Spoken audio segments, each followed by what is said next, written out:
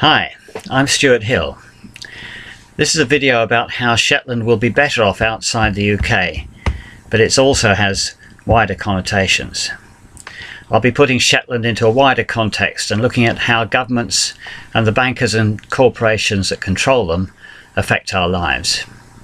I'll be looking at money and how it works, the justice system and our so-called democracy, and I'll be proposing some alternatives.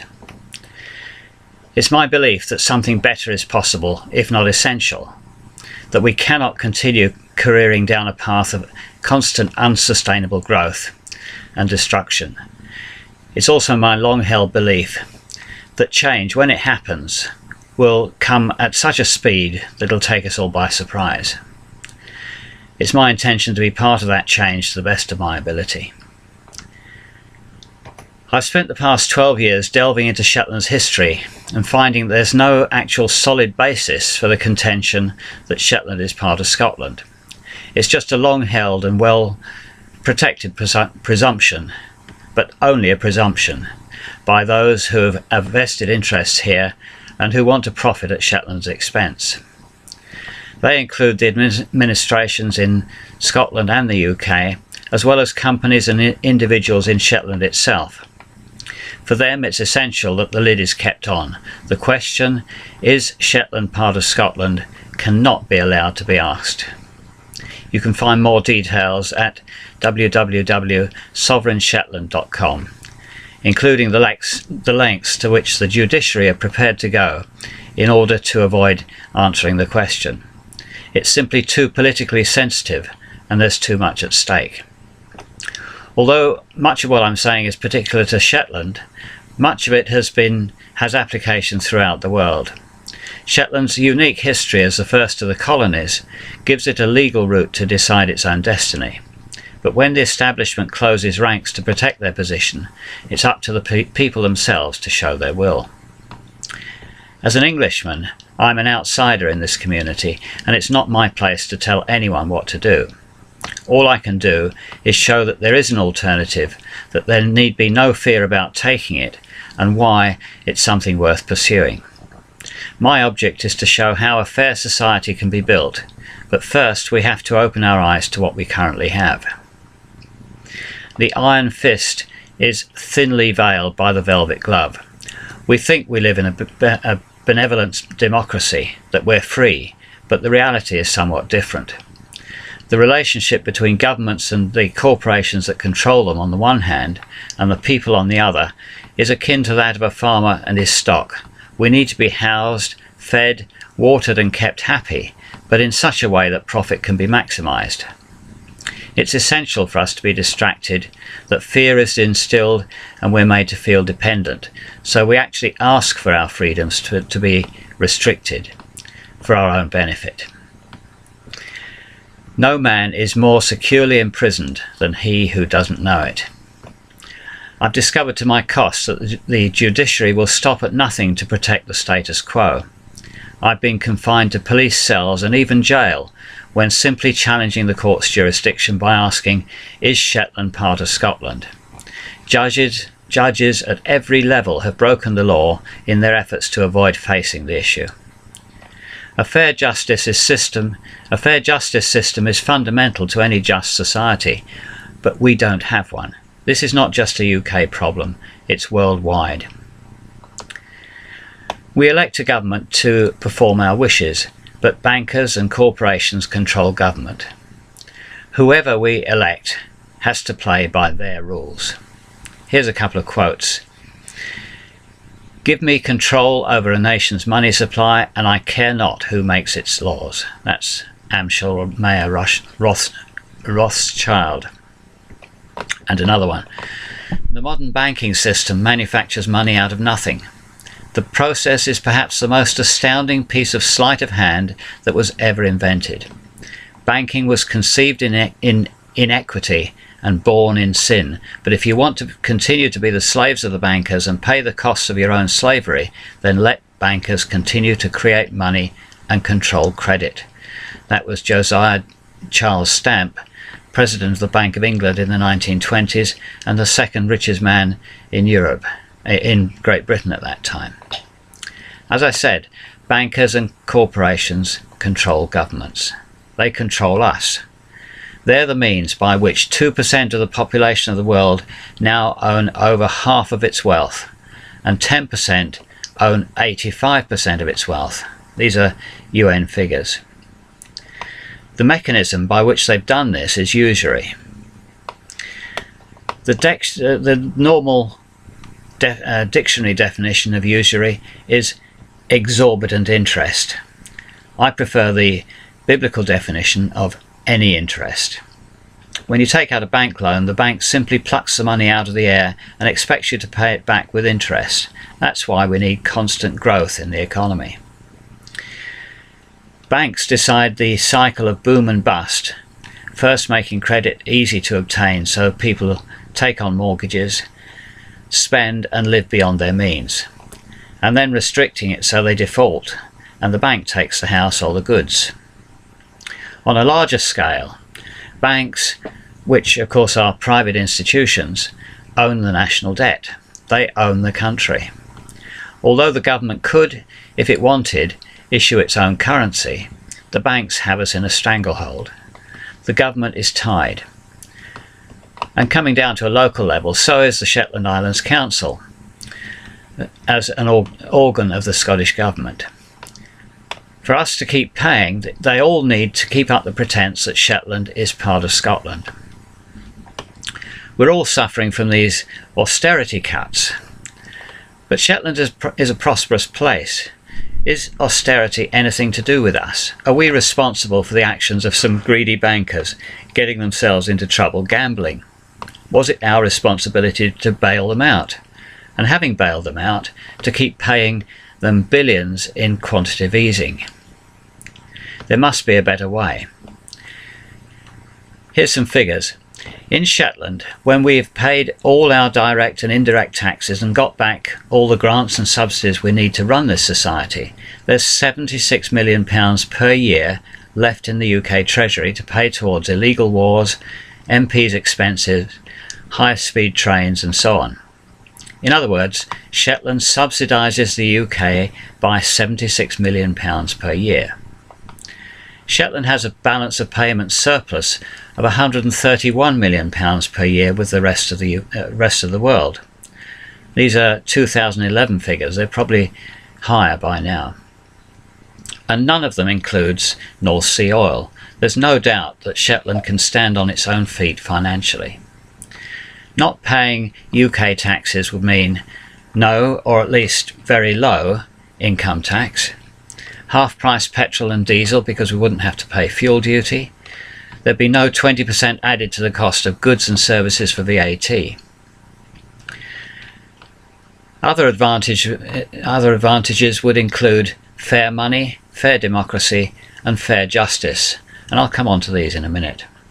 It just means we have to run our society for the benefit of the people, not the bankers. Let's look at money first. Looking at unfair money, the pound is a fiat currency. It has no intrinsic value. Its value relies on the faith the markets have in the government. Even the words on it are fraudulent. I'll just get out a £20 note. And I'll need my glasses for this.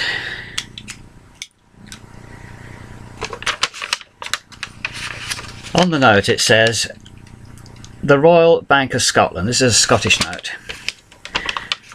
The Royal Bank of Scotland PLC promises to pay the bearer on demands £20 sterling. At their offices here in Edinburgh by order of the board, 21st of May 2012. This was a promise made in 2012. They promised to pay £20 sterling. Now that used to be £20 sterling silver. But go into the bank today and ask for £20 sterling silver and you'll get a sharp retort. They'll give you another piece of paper, but that's it. It's a completely fraudulent promise. Now, all fiat currencies suffer inflation because the banks demand interest. That interest has to come from somewhere, and it means that that's the inflation is the result. It's felt as rising prices, but is actually the falling value of the currency as more is brought into existence.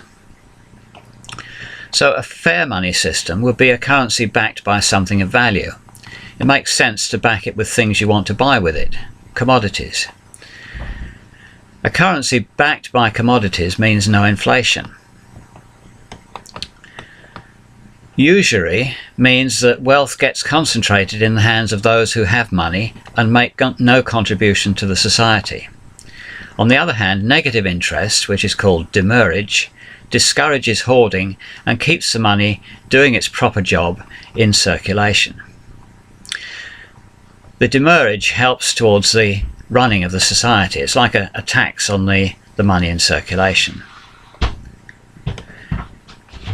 Now, going on to democracy. We're encouraged to think that we live in a fair democracy. And democracy is normally defined as government of the people, by the people, for the people.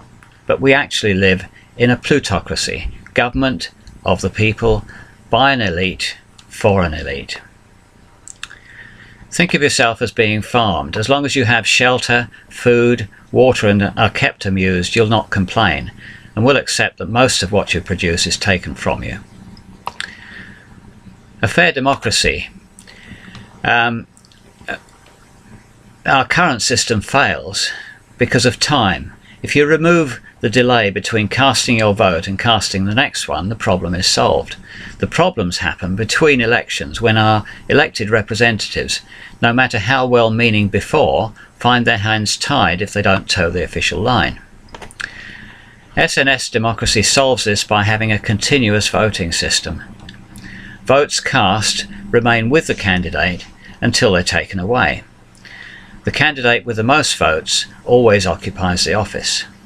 And if he or she wants to remain in office, will be always looking over his or her shoulder to make sure they're in tune with the electorate. Department budgets and projects can also be controlled in the same way by voting to raise or lower the amount of money to be given to them. In fact, if you control the money, who needs the politicians? No politicians, no lobbying, no control by bankers and corporations. The whole intellectual capability of the electorate is brought to bear on any problem. People get engaged and take responsibility. Now, going on to unfair justice. As I've said, personal experience has shown me that our existing system is anything but just. If the question is sufficiently politically sensitive, all thoughts of impartiality go out of the window, and judges at all levels, including the Supreme Court, will break the law to avoid facing it. If we can't rely on the judges to be free of influence by government, there is no rule of law. The other problem is that a government ruled by the EU is simply a rubber stamp for the massive legislation that pours out from Brussels and makes us all criminals whichever way we turn. So fair justice. If you cause harm to anyone, if you cause loss to anyone, if you defraud anyone in your contracts, you have broken the law. As simple as that. Our legal system has grown up to suit the needs of the legal profession. Without the complications they have imposed, any man or woman can stand in front of a jury of their peers and defend themselves or make a claim against someone who has wronged them. None of this is new. All these subjects I've been talking about carry a common theme: intermediaries. Banks have thrust themselves in between us and our money. Politicians have come between us and our decisions. Judges and solicitors cosily nest between us and justice. They all complicate their subjects so much that it becomes incomprehensible to us, and we need them to operate on our behalf. The system is geared around their need to take advantage of us for their benefit, and we even educate them to do it. What we need is a system whereby we can take back our personal authority, our sovereignty, and not allow others to insinuate themselves between us and our responsibilities. It's not easy, but there is a working example that expresses much of what I've been saying. Mondragon is in Spain's Basque Country. They have a cooperative system where employees own and run the companies, appoint their own managers, and benefit from the profits. Not only has the area thrived while the rest of Spain is in deep depression, they've expanded internationally. Shetland has two trump cards. Its unique history as the first of the colonies, where the Crown's authority has been shown to rest on mere presumption and hearsay, and Udal, or allodial title. Everyone here owns their land outright, not under the Crown as in England. The original landowners here, back in 1469, that's when everything changed and Shetland came under Scottish influence, the original landowners owned their land outright, they elected their king, they made their own laws, and they had their own parliament. You cannot have a more defined, a more complete definition of sovereignty than that. And those rights have been passed down to the present-day landowners here. Everyone who legitimately owns their land, and I say legitimately because there's a whole class of lairds here whose titles are invalid. They were granted by a king who had nothing to give, so he was giving out something he didn't have. And I'm sure those lairds would be willing to give up some of their ill-gotten gains to make sure that every single person here in Shetland is a landowner. So, what can we do? First of all, you can educate yourself. Anyone in Shetland who's interested in the subject can buy the book Stolen Isles, which gives the full history of Shetland in a way that has not been presented before, looking at it from a legal perspective and showing why it is absolutely impossible for Shetland ever to have legitimately come part of Scotland. Join the Sovereign Nation of Shetland. You can go to www.sovereignshetland.com. And we have plans this year to have a territorial base and start demonstrating the benefits of the kind of society I've outlined. What you can do immediately with the election coming up is to mark your ballot paper. Just put a line through the boxes and put SNS across the candidates. These votes will be counted, and I shall be at the count. I've got official accreditation to be at the count, so I'll be there and make sure that our votes get counted properly. So thank you very much, and I'll look forward to speaking to you again shortly.